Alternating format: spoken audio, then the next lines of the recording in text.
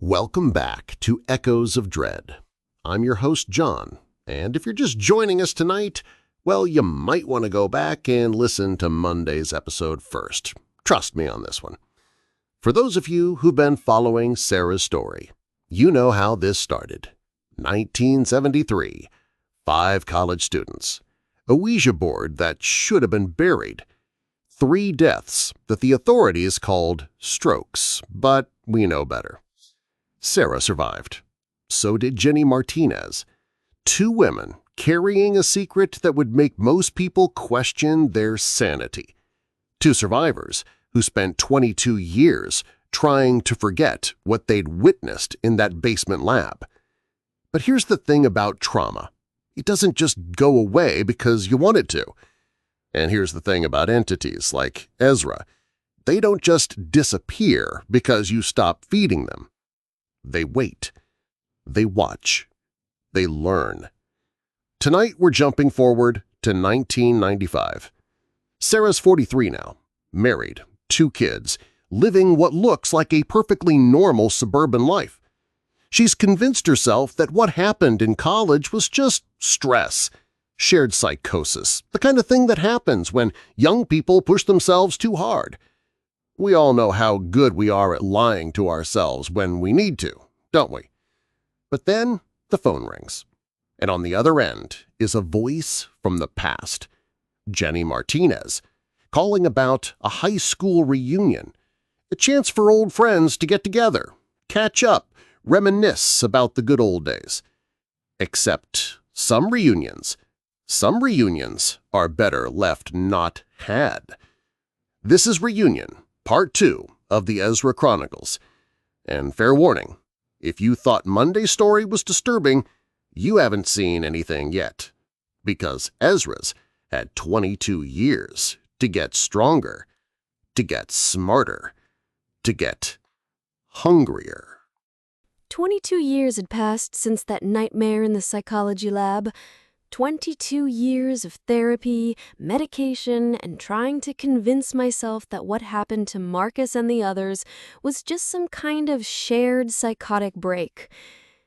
I am 43. It's 1995, married to a good man named Paul, and had 2 teenage kids, Michael and Lisa. I'd built what looked like a normal life from the outside. House in the suburbs, job at the local library, PTA meetings and soccer games, and all the comfortable, mundane bullshit that keeps you from thinking too hard about the dark spaces in your mind. But I never stopped drawing those symbols.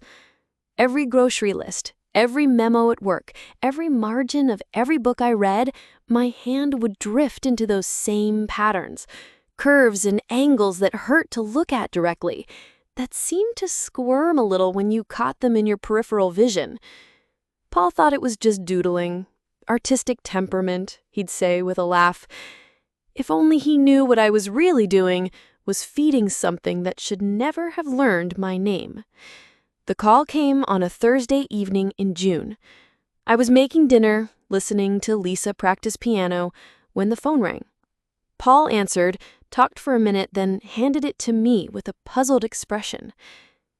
"It's someone named Jenny Martinez. Says she knew you in college?" My blood turned to ice water. Jenny Martinez, the smart one, the one who ran before Ezra could finish what he'd started. "Sarah?" Her voice sounded older, more tired, but I recognized the underlying tension immediately. That edge of barely controlled panic that I heard in my own voice sometimes. "Sarah, I need to see you. All of us.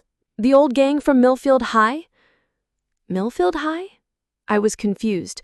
We'd known each other from college, not high school. "Our 25th reunion is coming up," she continued, and there was something strange about the way she said it, like she was reading from a script. "I thought it would be nice if we all got together. Tom's got this big house now, plenty of room for everyone." Tom Patterson, one of the boys from our Ouija group. According to the obituaries I'd obsessively collected over the years, Tom had died in 1973. Stroke, just like David and Marcus. "Jenny, Tom's been dead for 22 years. Silence on the other end. Then, in a voice that sounded nothing like the Jenny I remembered. Has he?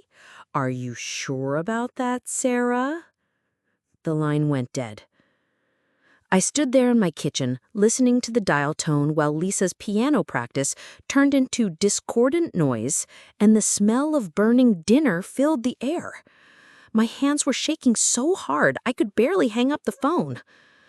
That night, I couldn't sleep. Every time I closed my eyes, I could smell funeral flowers and hear the sound of that obsidian planchette scraping across old wood. And in the space between dream and waking, I heard Ezra's voice. "Did you miss me, Sarah?" 3 days later, another call. This time, it was Tom Patterson himself. I recognized his voice immediately, even though it should have been impossible. Tom, who died of a stroke in Dr. Morrison's office. Tom, whose funeral I had attended in December of 1973. "Sarah, God, it's good to hear your voice. Jenny told me she'd tracked you down."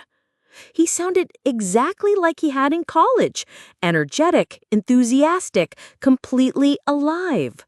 "Listen, we're putting together this reunion thing, the old psychology crowd, you know? It's been way too long." "You're dead," I whispered.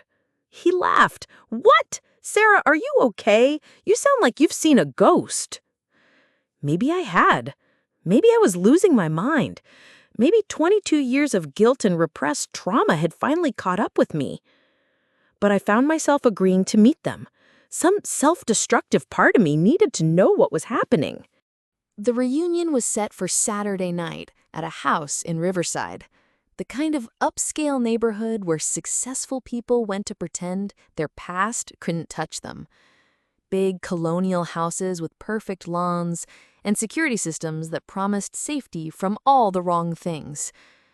I didn't tell Paul where I was really going. Told him it was a library conference, that I'd be back Sunday morning. The lies came so easily, like I'd been practicing them my whole life. The address Jenny gave me led to a house that looked like something from a magazine spread.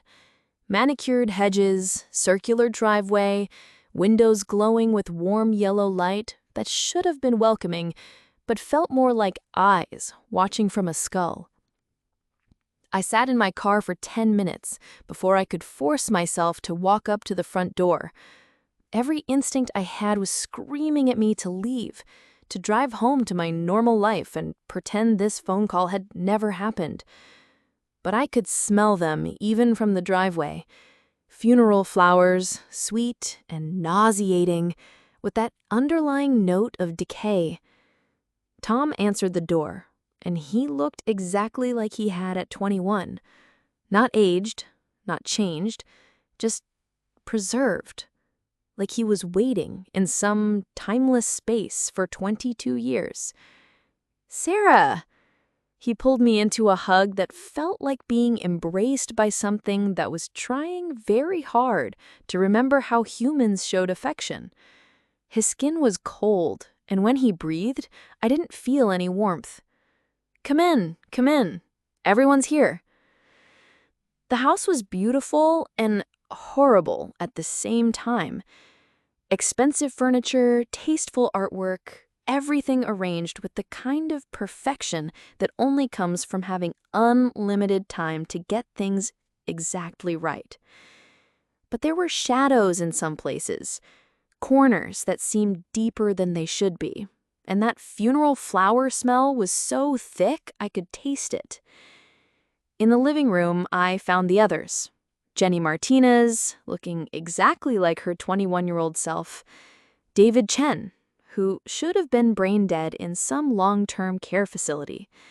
And Marcus Webb, whose funeral I'd attended in a closed casket because the stroke had left his face too damaged for viewing.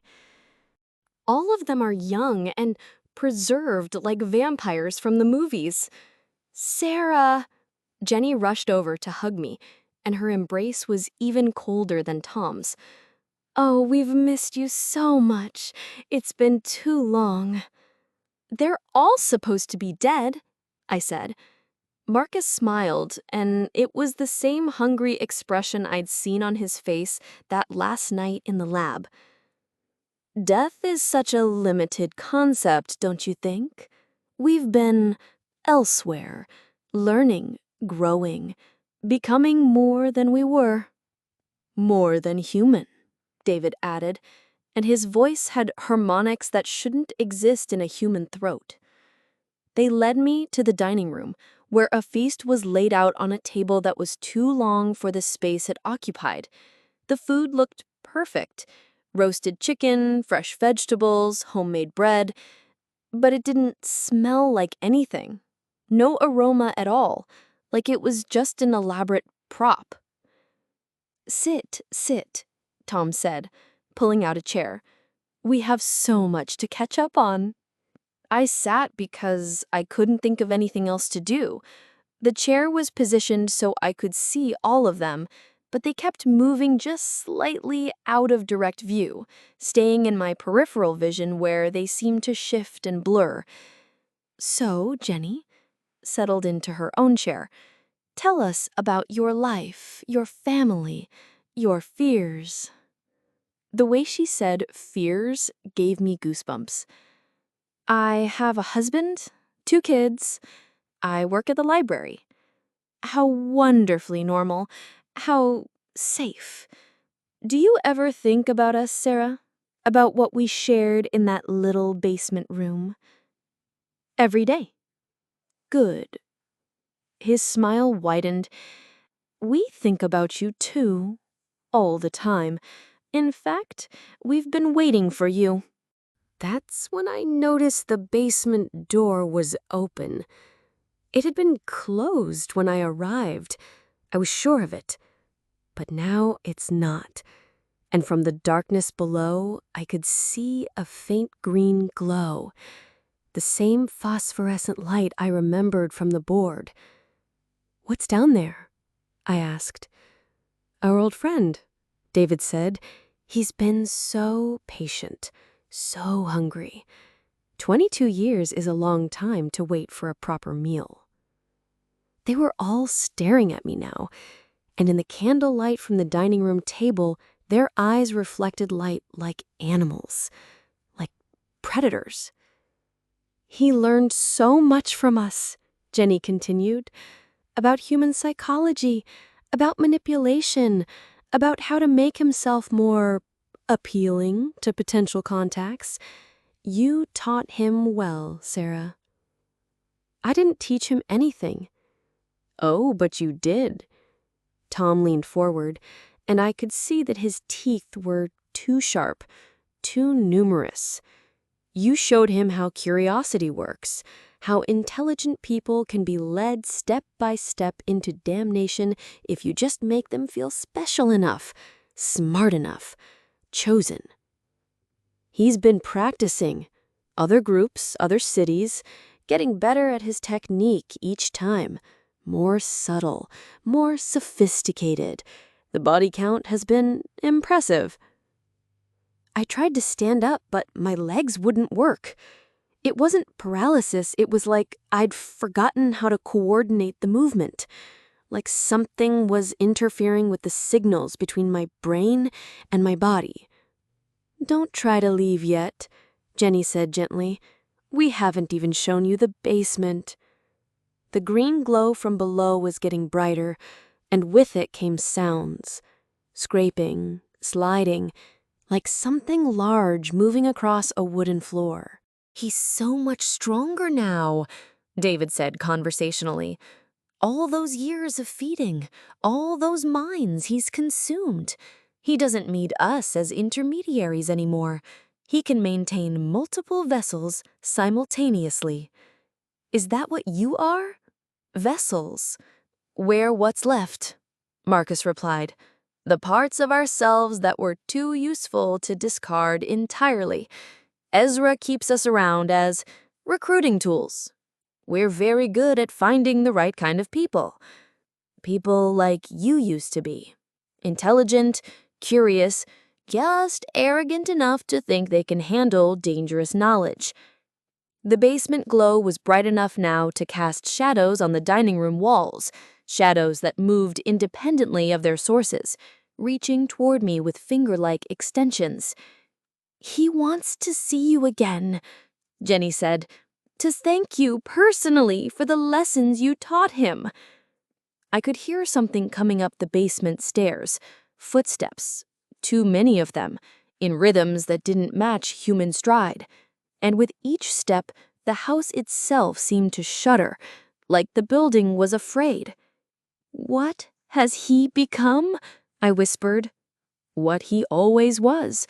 Hunger wearing the mask of intelligence, need pretending to be wise, the thing that waits in the spaces between thoughts, growing stronger every time someone asks a question they shouldn't want answered.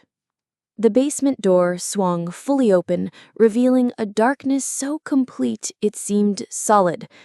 And from that darkness came a voice I recognized, though it was deeper now, richer, more complex. "Hello, Sarah. I've been waiting for such a long time to see you again." What stepped through that doorway? I can't describe it accurately. My mind keeps trying to translate what I saw into human terms, but there aren't any human terms for something that never belonged to our reality in the first place. It was tall, maybe 7 to 10 feet, a huge fucker. Dimensions seemed fluid around it. The basic shape was humanoid, but fucked up in every detail. Too many joints in the arms, fingers that bent in directions that made my eyes water, a face that was almost familiar, but assembled from parts that were never meant to go together. But the worst part wasn't how it looked. It was how it felt. Like standing next to a black hole. Like being in the presence of something that existed by consuming everything around it. The air itself seemed thinner near the thing, as if it were breathing in reality itself. "My dear Sarah," it said, and the voice came from everywhere, the walls, the floor, inside of my own skull. "You have no idea how much you've helped me grow." I tried to speak, but my throat had closed up. Terror, yes, but also recognition. This thing, using Ezra's name, had pieces of Marcus in it, fragments of Tom, David, and Jenny. I could see them in its movements, hear them in the harmonics of its voice. It had consumed them so completely that they become part of its essence. "You're wondering about your friends?" it continued, settling into a chair that groaned under its impossible weight. "Don't worry. They're not suffering.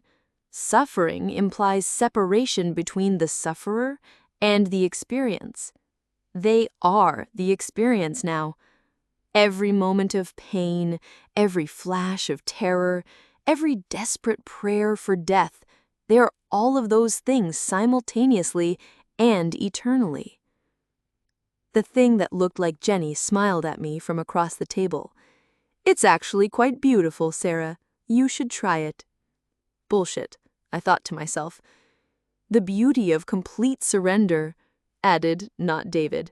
"No more decisions, no more responsibility, no more fear of death, because death becomes meaningless."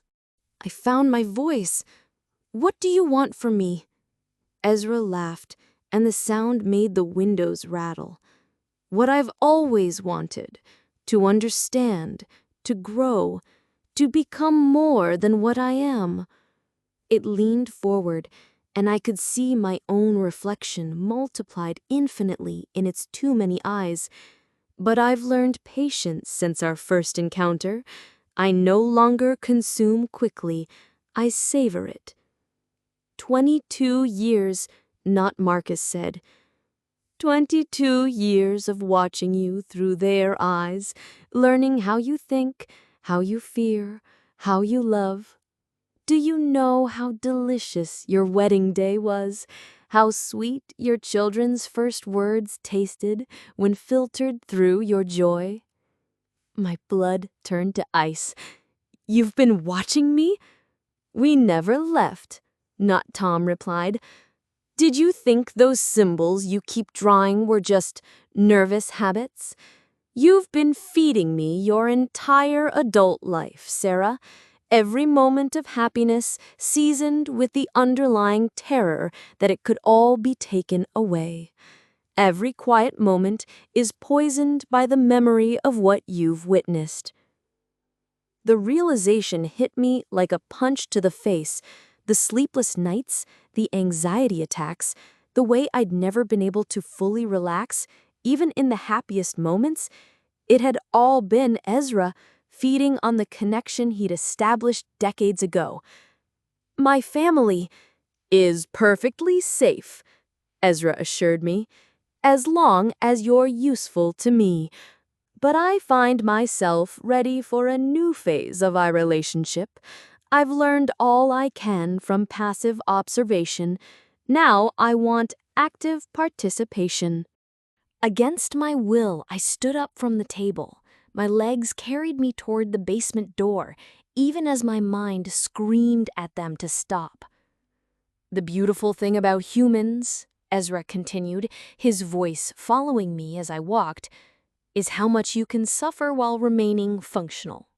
Physical pain is nothing compared to psychological torture, and you, my dear Sarah, have such a wonderfully complex psychology to work with. The basement door opened at my approach. The stairs descended into that phosphorescent green glow, and with each step down, I could feel pieces of my identity being peeled away like an onion. The basement was impossible, too large for the house above, with a ceiling that disappeared into darkness and walls covered in symbols that hurt to perceive directly. In the center of the space sat a table, and on that table was the board. But it wasn't the same board I remembered from college. This one was massive, 8 feet across, made from wood so dark it seemed to absorb light.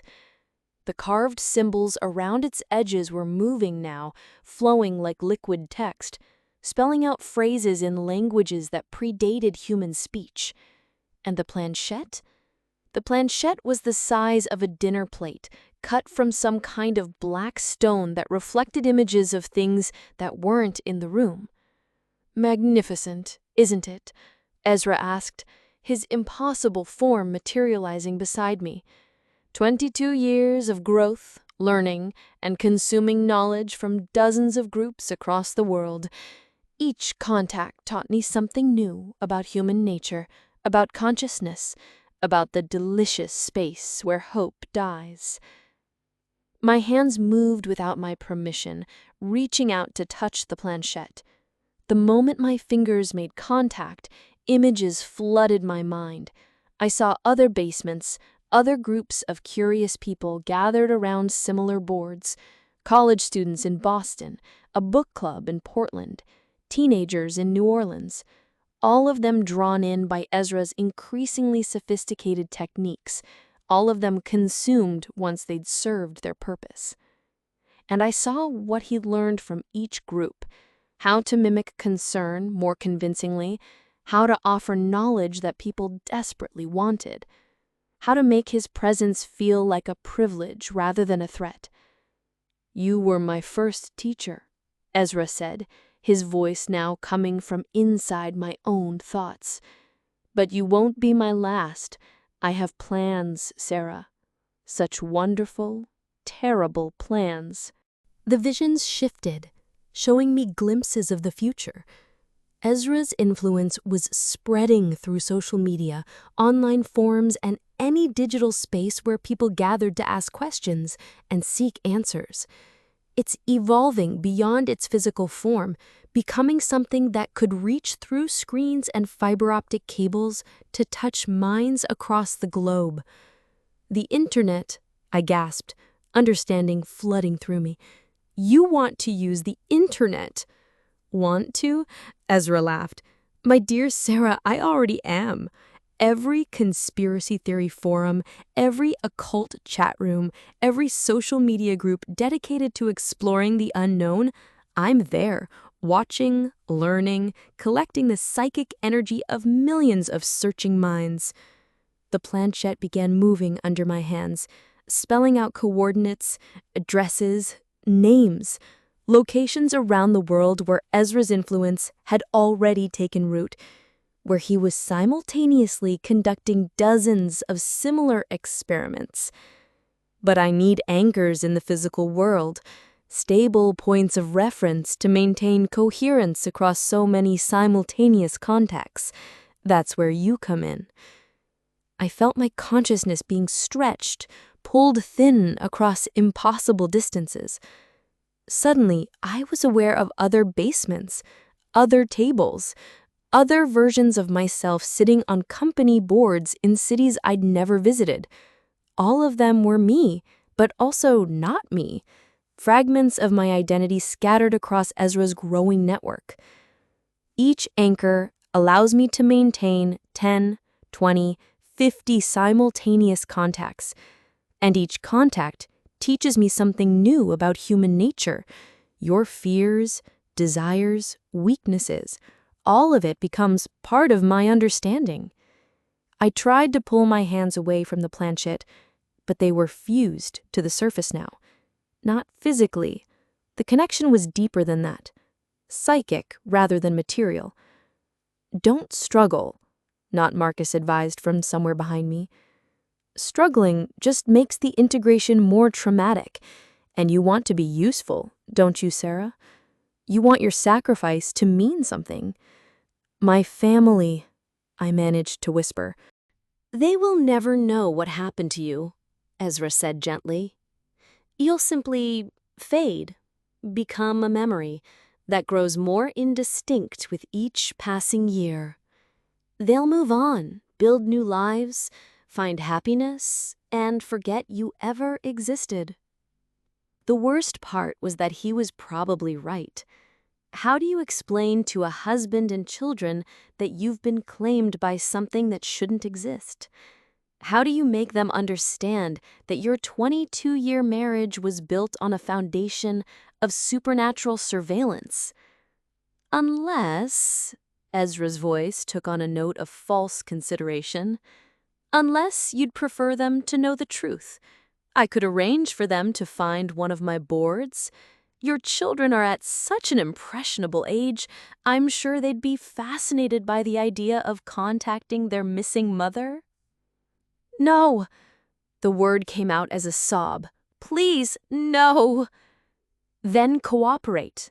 Become part of something larger than yourself. Help me grow strong enough to reshape human consciousness entirely.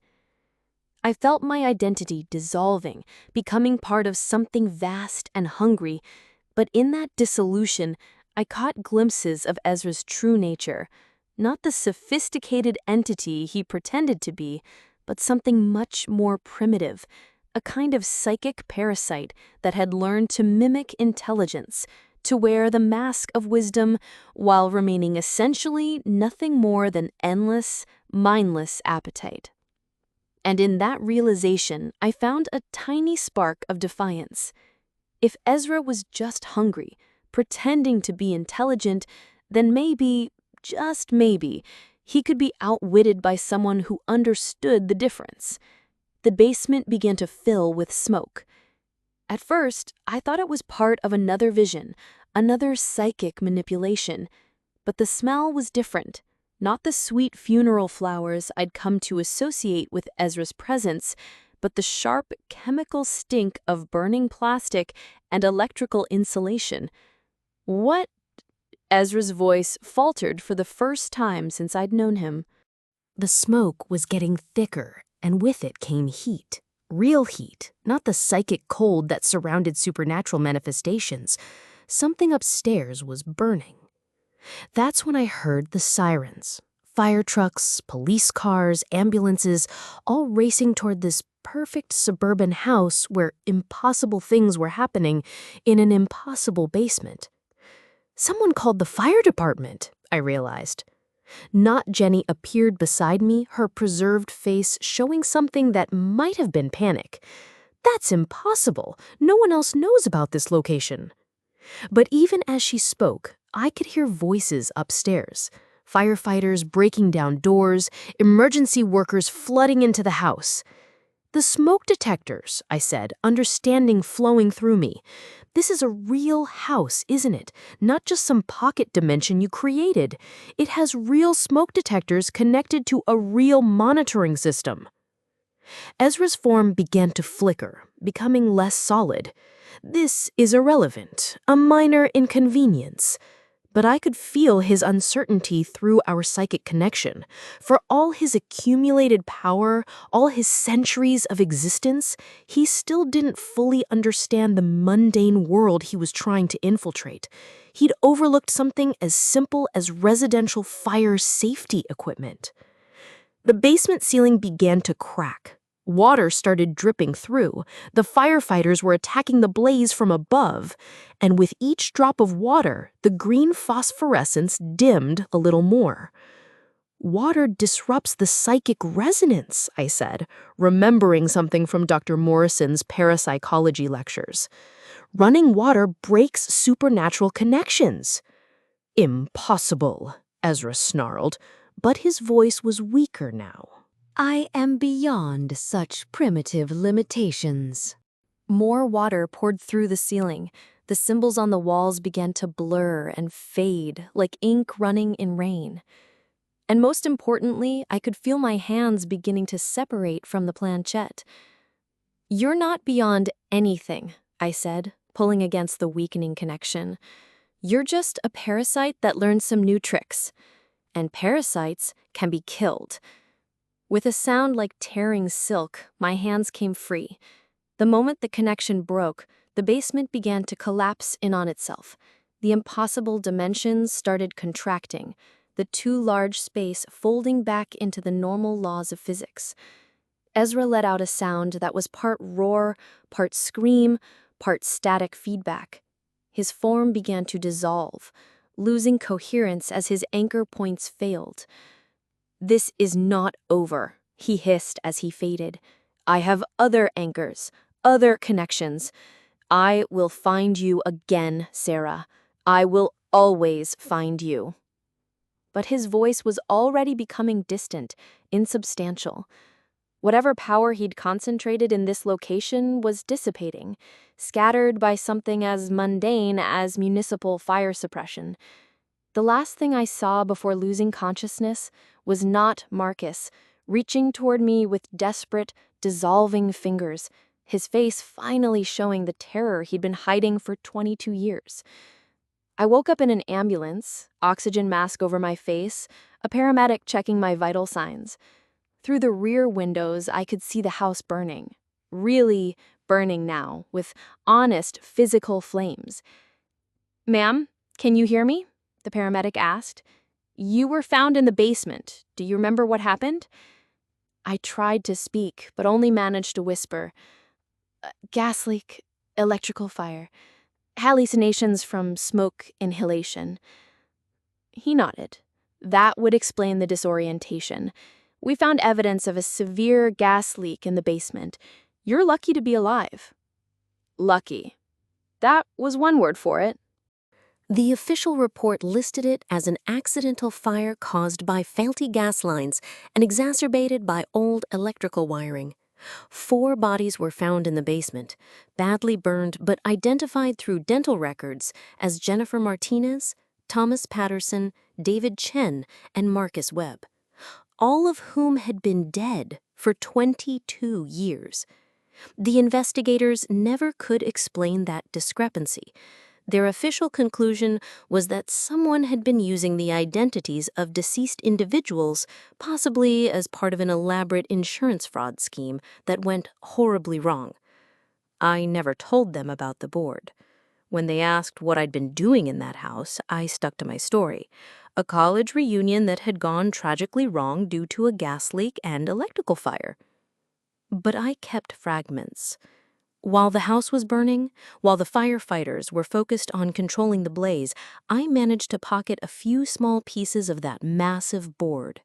Splinters of the dark wood, fragments of the obsidian planchette, tiny samples of something that shouldn't have been able to exist. I told myself I needed evidence, proof of what had really happened, but the truth was more complicated than that.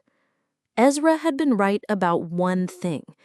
I was connected to him now, had been for 22 years without realizing it, and even with his physical anchor destroyed, even with his immediate influence disrupted, that connection remained. In the months that followed, I started researching again, not just collecting newspaper clippings this time, but actively investigating. I hired private detectives, consulted with historians, and reached out to anyone who might have encountered similar phenomena. What I found was terrifying. Ezra hadn't been lying about his expansion into digital spaces. Online occult forums were full of reports that matched his methods. Mysterious contacts offering forbidden knowledge, groups that started as harmless curiosity and ended in tragedy. The internet had become his hunting ground, allowing him to cast a wider net than ever before. And I was going to stop him. Not out of heroism, not out of some noble desire to protect humanity, but because I finally understood what Ezra really was. Not an ancient evil or a cosmic horror, but a kind of psychic virus that had learned to mimic intelligence. And like any virus, he could be fought if you understood his weaknesses. He needed physical anchors to maintain coherence across multiple digital contacts. He needed true believers to give him substance in the material world.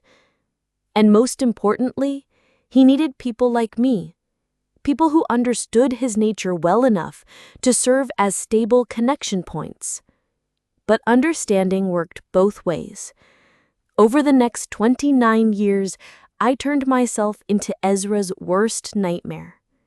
Not a victim, not a vessel, but a hunter who knew his methods better than he did. I'm 73 years old now, and I own an antique restoration shop in Vermont. But my real business is tracking down every fragment of every board Ezra has ever used, every piece of his scattered influence, every anchor point he's tried to establish in our world. And on Friday, I'll tell you about 2024, about my granddaughter Emma, and what happened when I finally collected enough pieces to attempt something that should have been impossible. Because here's what Ezra never understood about humans. We're not just prey. We're problem solvers. And once we understand a problem well enough, we can solve it permanently, even if the solution requires a sacrifice he never saw coming. And that's how it ended. Fire and screams, and the sound of Emma's car racing away into the night. Sarah thought she was hunting Ezra for 29 years. Turns out, he was hurting her the entire time. Every lucky break in her research, every mysterious package that arrived with no return address, every perfectly timed discovery, all of it orchestrated to bring her to exactly where he needed her to be. You know what terrifies me most about this story? It's not the supernatural elements. It's not even the body count. It's the realization that Sarah spent 3 decades thinking she was in control, thinking she was the hunter, when really, she was just livestock, being fattened for the kill. How many of us are living that same lie right now? How many of us think we're making our own choices when really, we're just following a script written by something that sees us as food? But here's the thing. Sarah's story isn't over. Even after the explosion, even after the sacrifice, even after everything should have ended, consciousness, it turns out, is more durable than we think. Friday's episode is called Inheritance. It's 2024 now. Sarah's granddaughter Emma is 25, and she's inherited more than just her grandmother's eyes. She's inherited a responsibility that spans generations, a war that doesn't end just because one soldier falls. And she's about to learn that some inheritances come with a price that can destroy everything you think you know about reality. This has been Echoes of Dread. I'm your host, John, and you've just experienced Reunion, Part 2 of the Ezra Chronicles. Sleep tight, and if you wake up in the middle of the night with the feeling that someone's been rearranging the furniture in your dreams, maybe don't go back to sleep right away. And hey, if this series is keeping you up at night, which, let's be honest, is kind of the point, hit that subscribe button and turn on notifications because Friday's finale is going to answer questions you didn't even know you had.